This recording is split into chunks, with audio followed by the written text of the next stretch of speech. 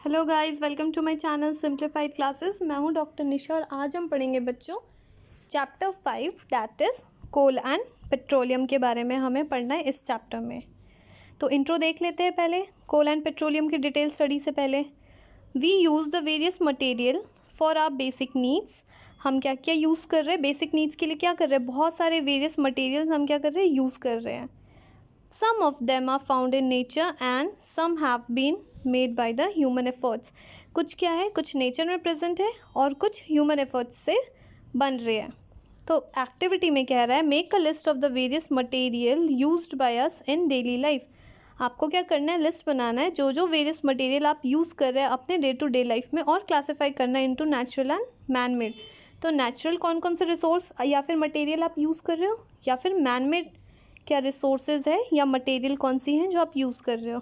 तो इस पहले एक्टिविटी के बारे में देख लेते हैं।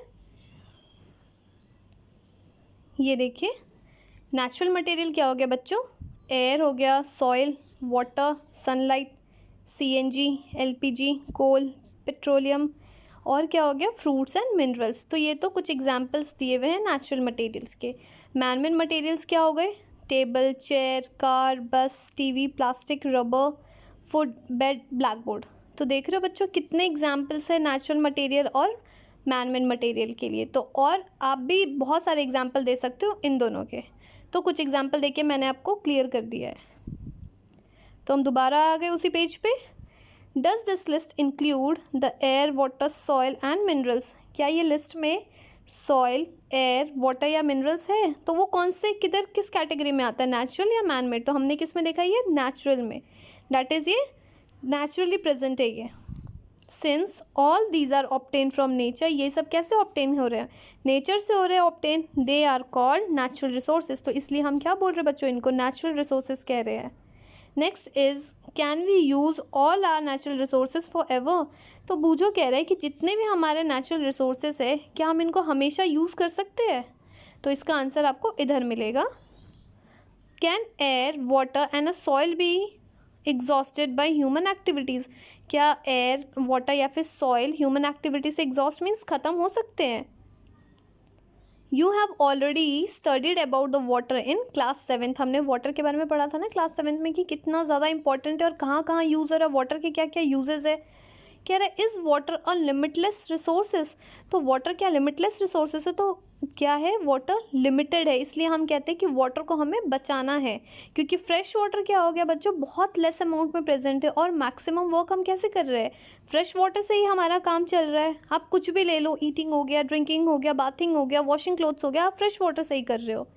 ओके बच्चों, in the light of all the activity of the various resources in nature, the natural resources can be broadly classified into two kind। जो natural resources है दो kind में है। पहला क्या हो गया, inexhaustible natural resources, और दूसरा क्या है, exhaustible natural resources। तो नाम से पता लग रहा है inexhaustible। inexhaustible का मतलब क्या हो गया, वो ख़त्म नहीं हो रहा है, that is unlimited। These resources are present in unlimited quantity in nature and are not likely to be exhausted by human activities. ये क्या है, अनलिमिटेड है नेचर में, और ये क्या कह रहा है, ह्यूमन एक्टिविटीज़ की वजह से ये एग्जॉस्ट मीन्स ख़त्म नहीं होंगे। एग्जाम्पल क्या हो गया, सनलाइट एंड एयर। आप कितना भी ह्यूमन एक्टिविटीज़ बढ़ा रहे या कितना भी ह्यूमन्स इसे कंज्यूम करेंगे सनलाइट को या एयर को, तो ये ख़त्म नहीं होगा। तो बच्चों क्लियर है, first inexhaustible natural resources, second है आपका एग्जॉस्टेबल नेचुरल रिसोर्सेज। तो इसके बारे में देखते हैं हम। The amount of these resources in nature is limited. इसमें क्या कह रहा है, जो रिसोर्सेज का जो अमाउंट है ये लिमिटेड है। They can be exhausted by a human activities. ये ह्यूमन एक्टिविटीज़ के कारण क्या हो सकते हैं, ख़त्म हो सकते हैं। Example of these resources are, ये कौन कौन से रिसोर्सेज है जो एग्जॉस्टेबल नेचुरल रिसोर्सेज के अंडर आते हैं, that is forest, wildlife, minerals, coal, petroleum, natural gas etcetera. तो देख रहे हो ये सारी चीज़ें किसके अंडर आ रहे हैं, एग्जॉस्टेबल नेचुरल रिसोर्सेज के अंदर। और हमने क्या देखा था, इनएग्जॉस्टेबल के अंडर क्या आ रहा है, सनलाइट एंड एयर। तो बच्चों ये इन चीज़ों को ध्यान से रखना है, बिकॉज ये डिफ्रेंशिएशन के फॉर्म में भी आ सकता है, दोनों के बीच में डिफरेंस पूछ सकता है, या तो आपको एक्सप्लेन में आ सकता है या फिर डेफिनेशन के फॉर्म में आ सकता है, तो ये इंपॉर्टेंट है एग्जाम पॉइंट ऑफ व्यू से। Next is activity 5.2। अब क्या देख रहे हैं हम इस एक्टिविटी में, it is a group activity. तो पढ़ते हैं हम आगे क्या दे रखा है इसमें। Take some container, fill them with a popcorn या फिर पीनट्स या फिर रोस्टेड ग्राम या टॉफ़ीज़। आप एक कंटेनर रख दीजिए और उसे फिल कर दीजिए किस चीज़ से, पॉपकॉर्न से या फिर पीनट्स या रोस्टेड आपको ग्राम हो गया या कॉफ़ीज़ हो गया, इससे आप फुल कर दीजिए। Divide students into the group of 7 each. आप क्या करना है, जो स्टूडेंट्स है उसको डिवाइड करना है 7 ईच ग्रुप में, डिवाइड कर दिया आपने। Further divide each group into the 3 सब ग्रुप्स कंटेनिंग 1 to 4 स्टूडेंट्स। और क्या करना है, दोबारा से सब डिवाइड करना है 3 सब ग्रुप्स में। और उसके बाद क्या करना है, लेवल them as a first, second and third generation respectively. उसके बाद डिवाइड करने के बाद आपको क्या देखना है, आपको लेवल करना है कि फर्स्ट जनरेशन कौन सा है, सेकेंड जनरेशन कौन सा है, थर्ड जनरेशन कौन सा है। Okay guys, these sub groups represent the consumer. ये जो सब ग्रुप्स है ये क्या रिप्रेजेंट कर रहे हैं, आपको कंज्यूमर रिप्रेजेंट कर रहे हैं। As the population is growing, the second and the third generation have the larger number of consumer। तो जैसे जैसे population बढ़ रहे हैं तो second और third generation में क्या होगा, जो consumer के number है वो obviously automatically वो increase होंगे। Put one full container for each group on a table। Her group के लिए एक full container आपको रखना है। Ask the consumer of the first generation from each group। Consumer को बोलना है हर ग्रुप से किस चीज़ के लिए, to consume edibles from the container of the group. Container से क्या करना है, आपको ईडेबल्स को कंज्यूम करना है। Now ask the second generation consumer from each group to do the same. फिर आपको क्या करना है, सेकेंड ग्रुप से भी, सेकेंड जनरेशन से भी आपको वही बोलना है जो फर्स्ट जनरेशन में आप कर रहे हो। Then is ask the student to observe carefully the availability of the eatables in each container। उसके बाद अपने स्टूडेंट्स को बोलना ऑब्जर्व करिए केयरफुली और बताइए कि ईडेबल्स है कितना अवेलेबल है कंटेनर में। If something is left in the container, अगर कंटेनर में कुछ रह जाता है इतना होने के बाद भी, ask the third generation from each group to consume it. फिर बोल रहा है कि थर्ड जनरेशन जो है उसको बोल रहा है कंज्यूम करने के लिए अगर ईडेबल्स बचा है तो। Now finally observe whether all the consumer of the third generation got the eatables or not। फिर आपको देखना है थर्ड जनरेशन्स को सारे सब हर एक इंडिविजुअल को eatables मिला है या नहीं मिला है।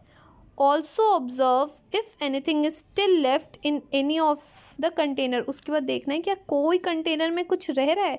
तो ये बच्चों ये एक्टिविटी एक तरफ से आपको क्या शो कर रही है, ये एक्टिविटी के बाद आपको कुछ पता लग रहा है ये फर्स्ट जनरेशन, सेकेंड जनरेशन, फिर थर्ड जनरेशन, ये क्यों कराया गया आपको, ये एक्टिविटी ग्रुप एक्टिविटी क्यों कराया गया है, सो डैट आपको ये पता लग सके कि अगर फर्स्ट जनरेशन में ही अगर हम अपनी सारी चीज़ें जितने भी रिसोर्सेज अगर हम यूज़ कर लेते हैं या ग्रिडी होकर यूज़ कर लेते हैं तो सेकेंड जनरेशन वालों को क्या होगा, उसकी कमी होगी, वो उन चीज़ों को फुलफ़िल नहीं कर पाएंगे। और ऑटोमेटिकली अगर हम सेकेंड जनरेशन में भी अगर हम बहुत सारे या मैक्सिमम रिसोर्सेज हम यूज़ कर रहे तो थर्ड जनरेशन वालों के लिए क्या होगा, काफ़ी ज़्यादा प्रॉब्लम हो सकती है।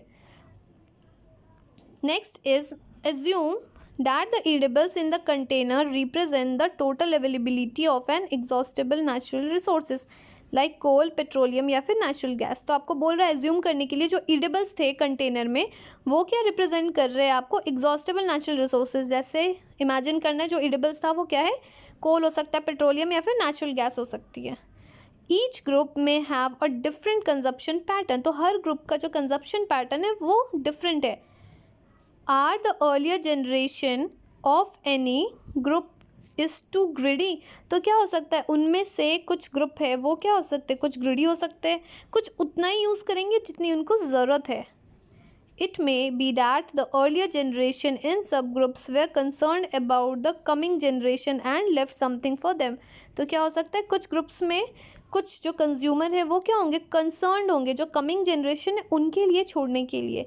उन्हें ये पता है कि अगर वो ग्रिडी होकर यूज़ करेंगे या फिर वो एक्सेस में यूज़ करेंगे तो जो कमिंग जनरेशन आ रही है वो उस चीज़ को यूज़ नहीं कर पाएंगे। In this chapter we will learn about some exhaustable natural resources.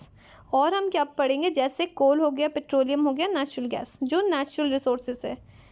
These were formed from the dead remains of the living organism। तो ये कैसे बन रहे, कैसे फॉर्म हो रहे, from the remains of the living organism, जिसको हम क्या बोलते हैं बच्चों, फॉसिल बोलते हैं। So these are known as fossil fuel. तो इसलिए हम इनको क्या बोलते हैं, फॉसिल फ्यूल बोलते हैं। तो डेफिनेशन आएगा आपको फॉसिल फ्यूल, और आपको ये भी पूछ सकता है कि जो कोल, पेट्रोलियम या नेचुरल गैस है, इनको हम फॉसिल फ्यूल क्यों बोलते हैं। क्यों? क्योंकि ये क्या हो रहा है, ये फॉर्म कहाँ से हो रहे हैं, from the dead remains of the living organism से, इसलिए इनको फॉसिल फ्यूल बोलते हैं। तो बच्चों नेक्स्ट वीडियो में हम पढ़ेंगे 5.1 दैट इज़ कोल के बारे में।